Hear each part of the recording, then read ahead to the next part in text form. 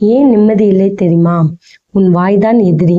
சந்தோஷமா வாழணும்னா இந்த 5 விஷயத்தை வெளியே சொல்லவே கூடாது. அதுவும் 5வது மிகவும் ரொம்ப முக்கியம். ஃபர்ஸ்ட், உன் வருமானம். உன்கிட்ட காசு இருக்குன்னு தெரிந்தா கடன் கேட்க 2 பேர் வருவாங்க. ஆனா கண்ணு வைக்க 100 பேர் வருவாங்க. அதனால சந்தோஷமா இருக்கணும்னு நினைச்சா உன் வாயை மூடியே ஆகணும். 2வது, அடுத்த திட்டத்தை வெளியே சொல்லாத. செய்யறத செய்து காட்டு, சொல்லிட்டு தெரியாத. 3வது, உன் கஷ்டத்தை எல்லாரிடம் ஒப்பாரி வைக்காத.